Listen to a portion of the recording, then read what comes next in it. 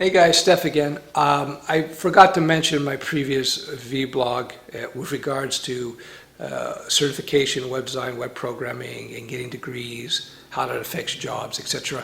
You can look at the previous vlog. This video, what I want to talk about very briefly is that before you get into student loan debt for a web programming or a web design degree, think long and hard about that, because I'm gonna keep emphasizing this because people don't know, and it really bothers me that they don't. When you get a student loan debt, this is debt that you cannot get rid of through bankruptcy.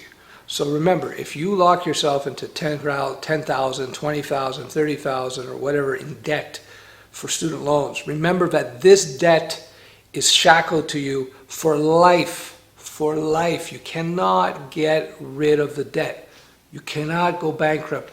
You know, if you start a business and you fail and you run up all this debt with the business, you can just go into bankruptcy and you're done, which is a good thing, because otherwise, if people were afraid to go to debtor's prison as they did in the past, then nobody would be willing to start businesses, or very few, because it's just too dangerous, right? And North America has shown, U.S. has shown, and Canada has shown that if you allow bankruptcies, it really helps the economy in the end and overall. But anyway, when it comes to student loans, you cannot get rid of them through bankruptcy. So be very, very, very, very, very, very careful about getting into student loan debt to get a degree. So I would argue, especially given the circumstances we are, the job situation we're in now in the world, really, in the Western world. And I think we're going to be going back into an economic downturn. Once again, I'm recording this in fall of 2011. That's pretty much, I think, what's going to be happening. So you have to be very careful about that, because you don't want to go to school, rack up 10, 20 grand in debt, and then find you can't get work. But now you got this debt over your head, which you can't get rid of for life. You know, then you become a debt slave, and this is not an exaggeration. So, and people are in real, students are in a really bad situation as a result of this.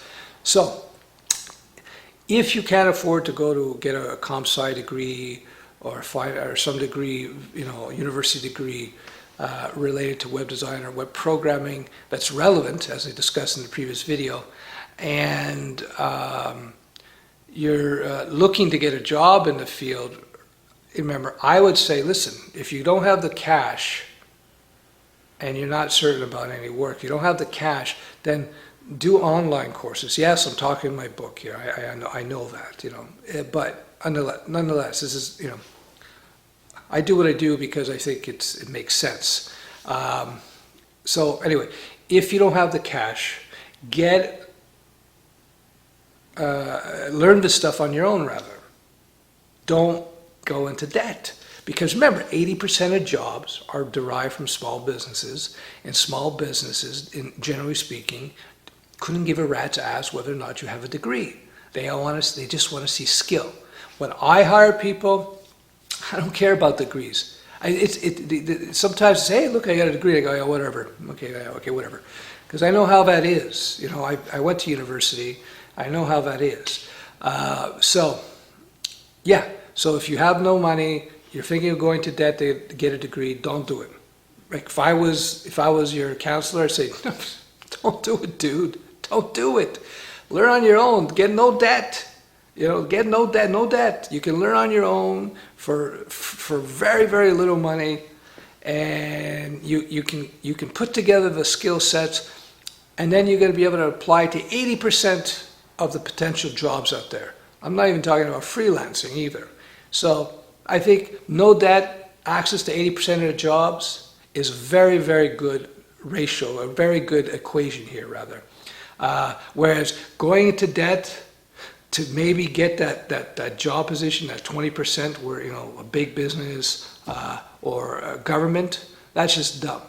Especially consider this, federal, state, provincial in Canada, all these governments, cities, they're going to be cutting employees. They're cutting employees now. They're cutting workers now for the first time in 30 years. And they're going to keep cutting for the next several years, at least. So if you think getting a job working for government is going to be, the greatest thing ever, working for a big business, think twice. Also, remember that big companies, typically, they're not going to be less likely to hire PHP guys. They're going to be looking for .NET guys. They're going to be looking for Java guys.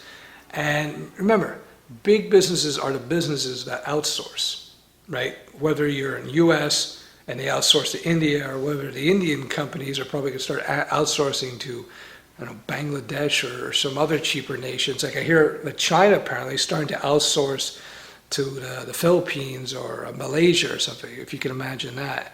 I don't know the details about that. I forget now. I don't study that particularly too closely. But anyway, you get the idea.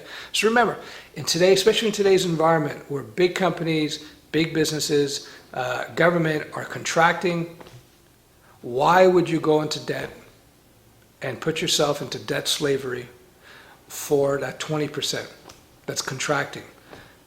If I were you, if it was me getting into this, I'd say, no. I'm going to go do this on my own, have no debt, no monkey on my back, and I'm going to go after that 80% of the market, the small business market, and go in there, Does that make sense to me? Anyway, I hope this is useful. A little bit of a rant, I suppose.